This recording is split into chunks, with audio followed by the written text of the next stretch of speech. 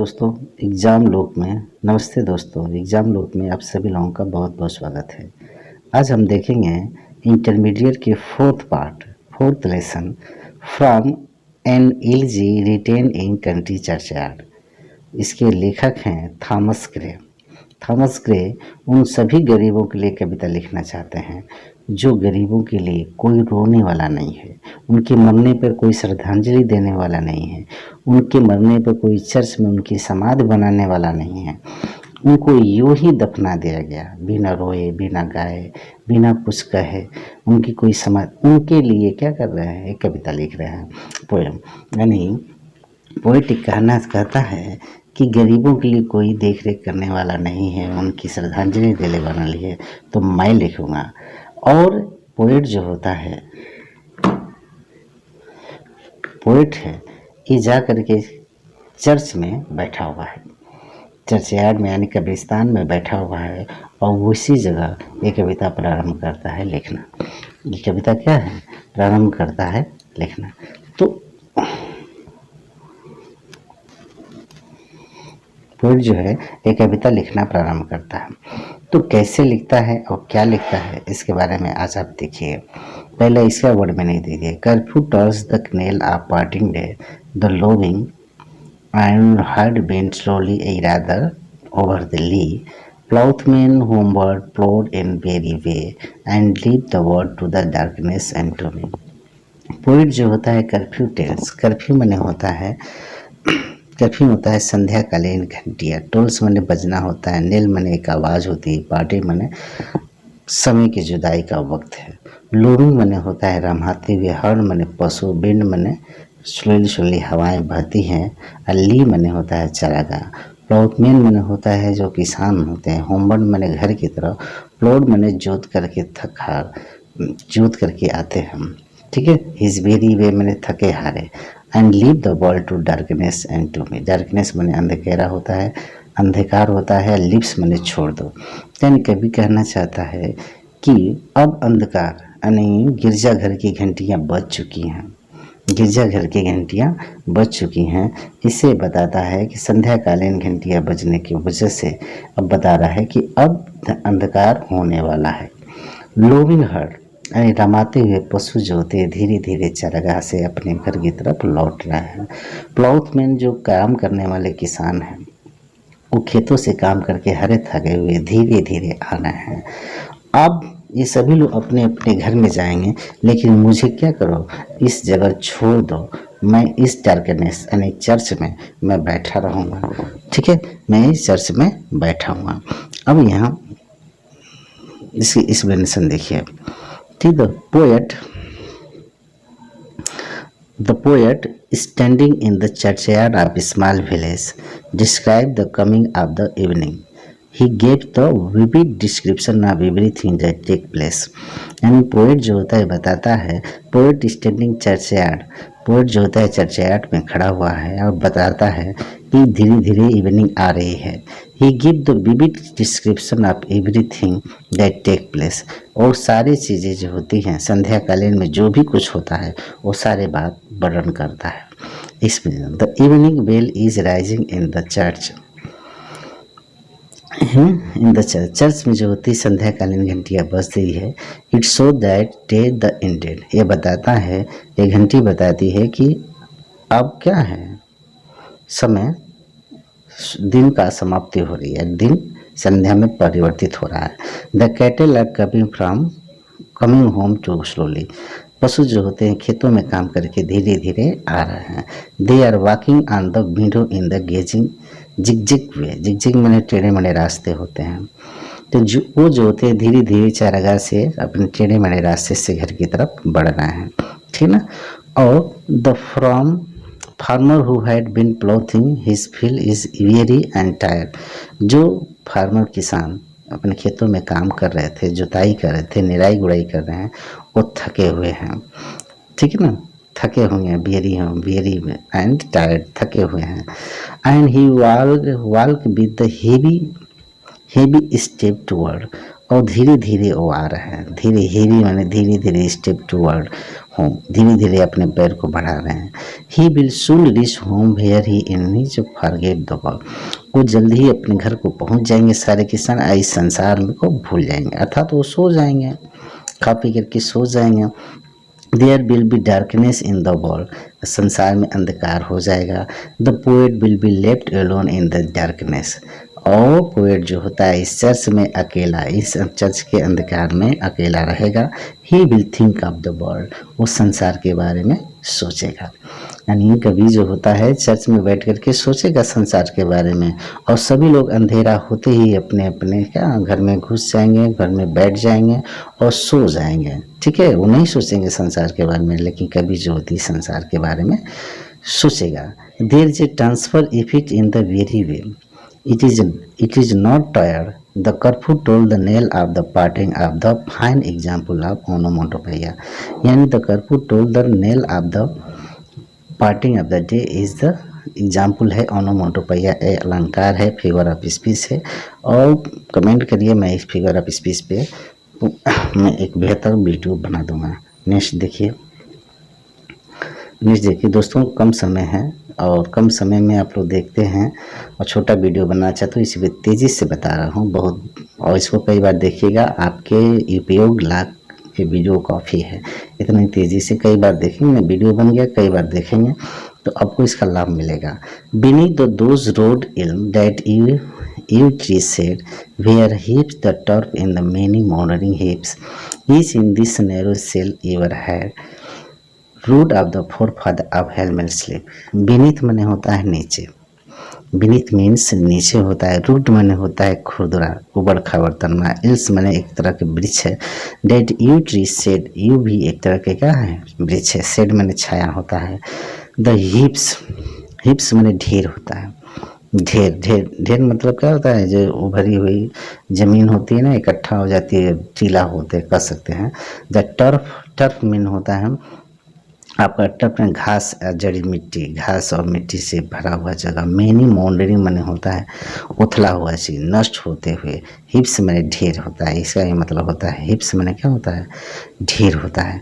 ठीक है, the rude forefather of the हेलमेट स्लीप, कह रहे हैं कि इन वृक्ष के खुरदरे तने हैं, उसके नीचे ये वृक्ष के छाया में, where heaves the turf of the many mouldering heaps, बहुत सारे घास उगे हुए हैं, बहुत सारी चीज़ें बनी हुई हैं, उसमें पत्तियां हैं, घास हैं, उगे हुए हैं। Each in the narrow cell for every laid, उस वृक्ष के नीचे, उस घास के नीचे, उस मिट्टी के नीचे छोटे छोटे सेल्स बने हुए हैं, यानी कब्र बने हुए हैं। रूट फादर ऑफ द हेलमेट स्लीप, यानी हमारे जो रूट फोर फादर मैंने होता है क्या, हमारे पूर्वज जो होते हैं उसमें सोए हुए हैं। रूट फादर यानी जो गांव के भी किसान हैं, गरीब हैं, वो सभी लोग उसमें सोए हुए हैं। हेलमेट स्लीप यानी चिर निद्रा में सोए हुए हैं। अब कह रहे हैं, अब इसका एक्सप्लेनेशन देख लीजिए। In this stanza, poet described how poor and neglected people are laying buried in the most ordinary graves. यानी इस स्टेंजा में कवि डिस्क्रिप्शन कर रहा है, वर्णन कर रहा है कि किस तरह से गरीब और रिजेक्टेड पीपल, निगलेक्टेड पीपल, तिरस्कृत पीपल पड़े हुए हैं, लेइंग बैरिड, दफनाए गए हैं, in the most ordinary graves. Graves मैंने होता है क्या, बैरिड मैंने होता है दफनाना, ग्रेव्स मैंने हो कब्र में किस तरह साधारण तरीके से दफना दे जाते हैं। They were simple and their graves are also simple, उनका जीवन भी क्या है, साधारण था, और उनकी कब्र भी क्या है, साधारण है। There are some rock tree before him, यानी कवि के आगे बहुत सारे रफ ट्री हैं, रफ मैंने होता है खराब, खराब ट्री हैं, गंदे ट्री हैं, मैंने हैं इस तरह के ट्री हैं। There are some evergreen tree some, और कुछ जो होते हैं क्या है, हरे भरे ग्रीन है, यानी यहाँ रफ का मतलब हो सकता है क्या, सूखे ट्री है, कह सकते हैं सूखे हुए ट्री। और कुछ लोग होते हैं क्या, कुछ ट्री ऐसे हैं जो हरा भरा है। There are small grave under the दृष्टि, और इन ट्रियों के बीचों में छोटे छोटे क्या हैं, ऐसे नीचे छोटे छोटे कब्र हैं। दीज ग्रेप्स आर डिकेइंग, ये ग्रेप्स जो होते हैं डिकेइंग माने क्षतिग्रस्त हो रहे हैं। At many place surface of the graves is uneven and loose. और बहुत सारे जो होते हैं इस ग्रेप्स के सरफेस पे फटे हैं, अनइवन एंड लूज हो चुके हैं, यानी फट चुके हैं, यानी वो सरफेस जो होती हैं कब्र की खराब हो रही हैं। These are the graves of the simple and illiterate ancestors of the people living in the small village. ये जो ग्रेप जो होती हैं फट चुकी हैं, खराब हो चुकी हैं, वो उन लोगों के हैं जो अनपढ़, गवार, बुद्धिहीन और छोटे छोटे गांव के लोग हैं। इनकी ये कब्र हैं जो फट चुकी हैं। They are buried for ever. इसी जगह वो हमेशा हमेशा के लेकर के हैं दफन की गई हैं, दफन कर दिए गए हैं। अब दोस्तों नेक्स्ट देखिए, the breeze call for incense breathing morn, यानी breeze call of incense breathing morn the swallow twittering from the straw built shed, the cock shrill clarion echoing horn, no more shall rouse from them from their slowly lovely bed. अब ये कह रहा है lovely bed, यानी bridge जो होती है सुबह सुबह, ब्रीज मैंने होता है देख लीजिए, ब्रीज में होता है सुबह की सुखद हवाएं होती हैं। काल मने होता है पुकारना, इंसेंस मने होता है ब्रीदिंग, मने ठंडी ठंडी हवाएं सुबह की बहती है ना, मलयागिर की हवाएं। सोलो मने एक अबाबिल पक्षी होती है, ट्विटरिंग मने चहचहा रहा है, from the straw build said मने यानी अपनी बनाए हुए तिनके से बनाए हुए, सूखे तिनके से बनाए हुए अपने घोंसले में, अपने घर में। The cock shrill clarion, cock मने होता है तीख, श्रिल मने होता है तीखी, कॉक मने मुर्गा बांध देता है, मुर्गा देता है ना, कॉक मने मुर्गा बॉन देता है, बॉग देता है, बॉग देता है, सुबह को जगाता है सभी लोगों को। क्लैरियन, क्लैरियन मने होता है जगाने के लिए आवाज़, क्लैरियन मने क्या होता है जगाने के लिए, श्रिल श्रिल में तीखी आवाज़ देता है। कॉक मने होता है मुर्गा, श्रिल मने तीखी आवाज़, क्लैरियन मने ऐसी आवाज़ जो लोगों को जगाया जाता है। या or the echoing horn, horn मने होता है इकोइंग मने प्रतिध्वनि होती है, हॉर्न मने आवाज़ की, यानी शिकार भी लोग भी आवाज़ निकालते हैं। No bird shall rouse them from their lovely bed, यानी ये सारी आवाज़ें रोज़ मैंने उठा नहीं सकती, यानी हवाएं खूबसूरत बहती हैं, सभी लोग जग जाते हैं, सभी लोग बस जग जाते हैं खूबसूरत हवाओं की वजह से। जब पक्षियाँ बोलने लगती हैं अपने अपने घोंसले में, मुर्गा जो होता है सुबह को भाग देता है, यानी बोलना प्रारंभ करता है, कुकू को कहने लगता है, शिकारी लोग अपने अपने काम कर पर निकल जाते हैं, हवा आवाज़ें आने लगती हैं। तो इस सारी बातें को सुनकर मानो जो होते हैं जितने सोए हुए होते हैं सभी लोग जग जाते हैं। अब वो अपने अपने काम के लिए उठ जाते हैं, यानी अपने बेड को छोड़ सकते हैं। लेकिन इन सारी आवाज़ों का जो मरे पड़े हुए हैं किसमें, कब्र में, चाहे अमीर हो या चाहे गरीब हो, किसी के भी कब्र हो, इनके पर कोई असर नहीं पड़ेगा, ये कब्र छोड़ करके उठ नहीं सकते हैं, यानी पोएट का यही कहना है। आगे देखिए नेक्स्ट है आपका एक्सप्लेनेशन, एक्सप्लेनेशन देख लीजिए, थोड़ा सा छोटा कर दे रहे हैं, ठीक है। Here the poet say how the people in the graves are now beyond all worldly attraction and excitement. Here the people, poet कहता है कि लोग जो होते हैं people in the grave are now beyond all worldly attraction and excitement, यानी ये जो people जो होते हैं कब्र में पड़े हुए हैं, इस संसार की जितनी भी एक्साइटमेंट बातें थी, चीज़ें होती थी, आकर्षण से हमेशा दूर रहे, वो समझ ही नहीं पाए आकर्षण को, साधारण जीवन व्यतीत किए। They will be not be acquainted by the things that are used to awaken them in morning, यानी कोई भी चीज़ जो होती है मॉर्निंग का जो प्रभाव होता है कि लोगों को जगा देती है, हवाएं बहने लगती हैं तो लोग जग जाते हैं, तो इन पर कोई प्रभाव पड़ने वाला नहीं है।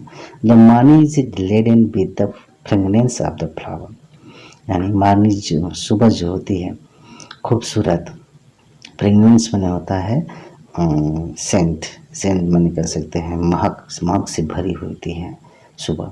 The cock pleasant been and the morning attract people to stare, यानी कूल प्लीजेंट खूबसूरत मौसम जो होते हैं, हवाएं बहती हैं और लोगों को अट्रैक्ट करती हैं अपनी जगह से उठने के लिए, जगाते हैं, लोग जग जाते हैं सुबह को।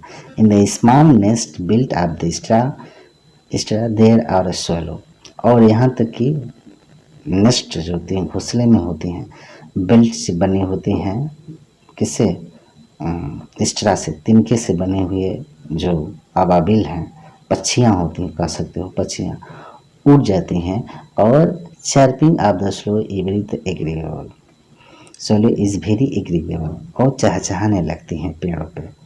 The cock make the loud shrill call in the morning to rouse people, और मुर्गा भी लोगों को जगाने के लिए अपनी अपनी आवाज़ें निकालना प्रारंभ करता है। The Hunter go out the Hunt, और जो शिकारी जो होते हैं शिकार करने के लिए निकलते हैं सुबह को। दे ब्लो देयर हॉर्न, अपनी आवाज़ें निकालते हैं शिकारी।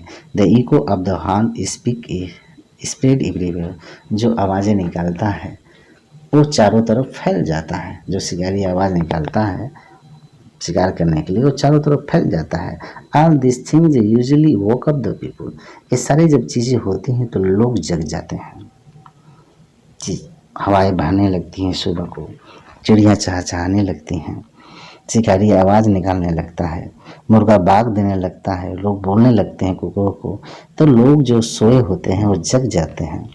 यही कह रहा है, all this thing usually woke up the people, ये सारी चीज़ जब होने लगती हैं तो लोग सुबह को, रात को सोए रहते हैं, सुबह को क्या करते हैं, जग जाते हैं कि हाँ सुबह हो गया, ये सुबह का संकेत है। But now all the material for a can at the they are sleeping permanently, sleep not awake any more, लेकिन जितने लोग कब्र में सोए हुए हैं, ये सारी चीज़ें हो रही हैं, उन पर कोई असर नहीं पड़ेगा, वो हमेशा हमेशा के लिए क्या करेंगे, उस कब्र में सोए ही रहेंगे। यानी पोएट के कहने का तात्पर्य होता है कि कोई भी व्यक्ति हो, कोई भी व्यक्ति जब एक बार मर गया, ज़मीन पे मर गया, आप कितनों भी तामझाम करिए, कुछ भी करिए, वो कभी जगने वाले नहीं हैं। बहुत सारे लोग होते हैं, जाते हैं और कब्र पे फूल चढ़ाते हैं, मेवे चढ़ाते हैं, अगरबत्ती बारते हैं, ये सारी चीज़ें करते हैं, तो सेलिब्रेट करते हैं, या उनको कह सकते हैं कि वो जा कर के रोते हैं, गाते हैं, रोते हैं, या वहाँ समाधि पे होमेज करते हैं, श्रद्धांजलि देते हैं। तो इसमें से चाहे अमीर हो या गरीब हो, कोई भी हो, जब उसमें सोया हुआ है तो परमानेंटली सो ही रहेंगे। उनको कोई, किसी व्यक्ति आ रहा है, जा रहा है, कोई हरकत कर रहा है, उस पर कोई असर नहीं पड़ रहा है। तो हम गरीब हो या अमीर हो, जब हम बरीड करते हैं तो किसी को भी कोई असर पड़ने वाला नहीं है। चाहे बहुत बड़ा, मरने के बाद अब बहुत बड़ी जलसा निकाल करके ले जाइए, दफनाइए, हजारों लाखों लोग आपको रोने वाले हों, तो आपके जीवन पर कोई प्रभाव नहीं पड़ेगा। चाहे, तो वही कहना चाहता है, चाहे अमीर हो चाहे गरीब, किसी का भी हो, जब व्यक्ति वो पहुंच गया कब्र में, तो कब्र से अब कोई जाग करके वो स्वाद नहीं लेता है, हवाओं को ठंडापन नहीं लेता है, ठीक ना, किसी के हल्ला गुल्ला का कोई असर नहीं पड़ता है। पोएट के कहने का तात्पर्य सिर्फ इतना ही है। ठीक है, आगे नेक्स्ट है आपका, late not ambition mock their useful toll, their homely joy, not destiny obscure, no grandeur yet with a disdainful smile, and the short and simple annal of the poor। तो देखो अब इनकी क्या है, ये है आपका नट, लेट नॉट एम्बिशन, एम्बिशन मैंने होता है महत्वाकांक्षा, मॉक, मॉक मैंने होता है आपका मजाक उड़ाना, देयर यूजफुल टॉल, यानी useful toil, their useful toil मैंने होता है उनके कार्य पर कठिन परिश्रम, देयर होमली जो है घर में ही आनंद उठे, होमली जो है, डिस्टिनी ऑब्सकर, डिस्टिनी मैंने होता है आपका भाग्य, ऑब्सक्योर मैंने होता है उनका भाग्य जो होता है बहुत पॉपुलर नहीं हुआ, लोग उसे नहीं जाने। No grandeur here with the disdainful smile, grandeur, grandeur मैंने होता है आपका, ग्रैंडुअर मैंने होता है बड़े आदमी, here with the disdainful smile, डिस्डेनफुल मैंने तुच्छ भावना से, एनल मैंने लेख है वर्णन, ठीक ना, short and simple of the poor. इन कह रहे हैं कि let not ambition mock their useful toil. उन्होंने कठिन परिश्रम किया, लेकिन उन्होंने कभी भी जीवन में हमेशा, वो गरीब कठिन परिश्रम करते थे, लेकिन कभी भी वो क्या है, उनका जीवन बेहतर नहीं बना। घर में ही रह करके एंजॉय किए। उनका घर आनंद जो था, आनंदित होते थे घर में ही। डिस्टिनी एब्सोल्यूट, भाग्य उनका कभी साथ नहीं दिया। Nor grandeur here with the disdainful smile, और लोग उनका मजाक भी उड़ाते थे। उनके मंजिल बड़े सादे थे, उनका भाग्य बहुत छोटा था, ठीक ना, छोटी छोटी स्माइल थी। Short and simple anal of the poor, उनका जीवन जो होता है बड़े सिंपल था, और गरीब के गरीब बने रहे। तो इसका एक्सप्लेनेशन आप देख लीजिए। इसका एक्सप्लेनेशन है, इसका एक्सप्लेनेशन देखिए, ठीक है। Poet say that we should not look down upon the work and the less of the poor people. कह रहे हैं कि हम सभी लोगों को मानना चाहिए कि कभी भी गरीबों पे कभी हंसना नहीं चाहिए। Ambition and great person should pay proper respect to them, pay proper to respect them. चाहे एम्बिशन व्यक्ति हो, जो एम्बिशियस व्यक्ति हैं, या महान व्यक्ति हो, उनको रिस्पेक्ट देना चाहिए, गरीबों को भी। देखो explanation, these poor people labour hard, कि गरीब लोग कठिन परिश्रम करते थे। They did not think which unnecessary for man, वो नहीं सुने कि इंसानों के लिए कौन सी बात जरूरी है। देयर इंजॉयमेंट वर सिंपल, आनंद भी उठाए साधारण तरीके से। They did what fate allowed them to do, वो वही काम किए जो उनका भाग्य करने के लिए कहा। But their action was not famous, और उनका जो कार्य जो हुआ वो फेमस नहीं हुआ, यानी उनका जीवन फेमस नहीं बना, वो साधारण का साधारण ही रहे। Ambitious person should not make fun of them, बहुत सारे जो एम्बिशियस पर्सन होते हैं, महत्वाकांक्षी व्यक्ति हैं, वो उनका मजाक उड़ाते हैं कि तेरे बाप तेरी माँ, यानी वो फला व्यक्ति जीवन में कुछ नहीं किया, हंसते हैं उनको कहा करके।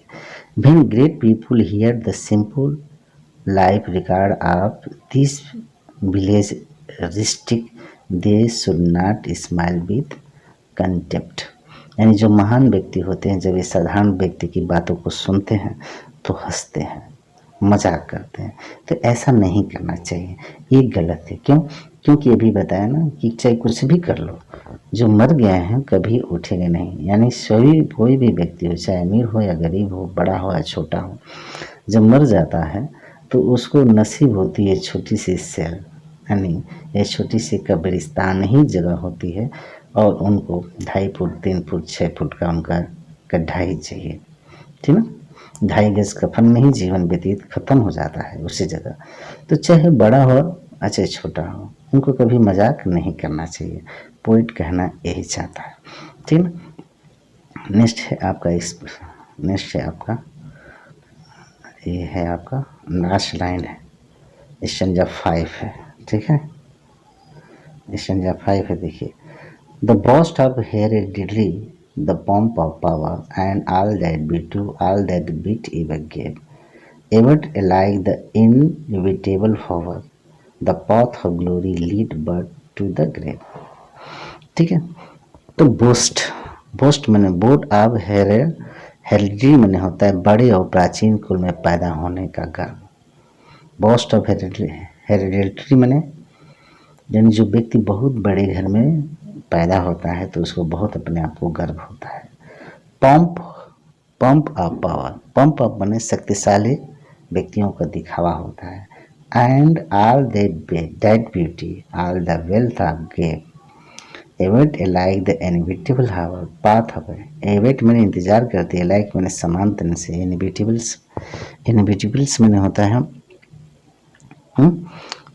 और मृत्यु जो होती है। इनविजिबल्स मैंने होता है मृत्यु हमेशा, मोमेंट ऑफ क्षण, मृत्यु का क्षण जो होती है हमेशा वेट करती है। The path of glory lead but the Graves, यानी कोई व्यक्ति जीवन में कितने भी आगे बढ़े, हाई प्रसिद्धि प्राप्त करे, सम्मान पाए, वो सारे सम्मान जा करके खत्म हो जाता है किसमें, ग्रेव्स में।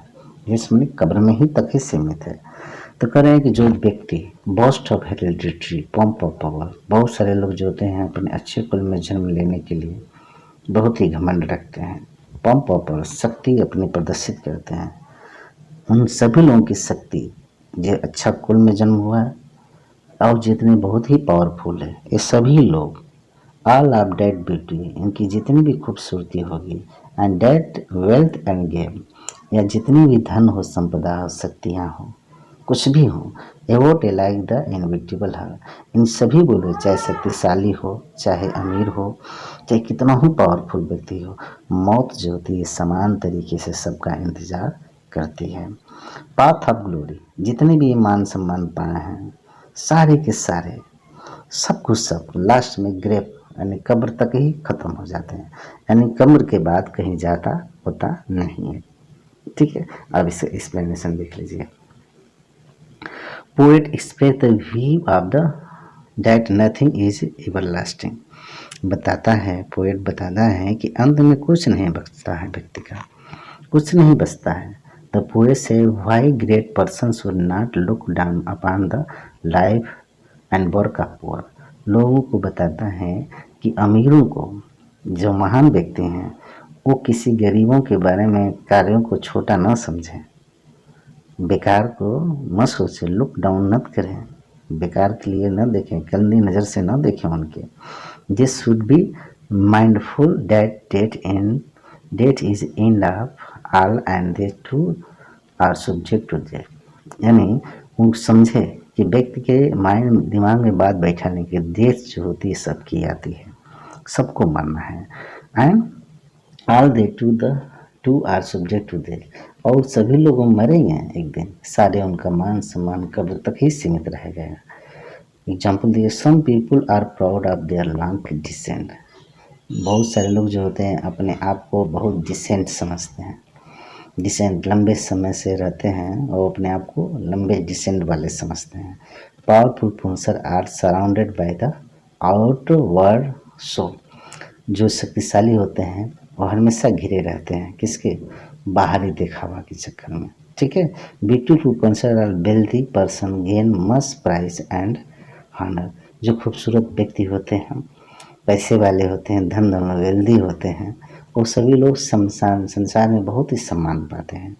But none of them are escape death, मौत के बाद ये सारी चीज़ें ना खूबसूरती रह जाती है, ना वेल्थ रह जाता है, मान सम्मान रह जाता है, सब कुछ नष्ट हो जाता है। Death is sure to come to everyone, मौत सबको आती है।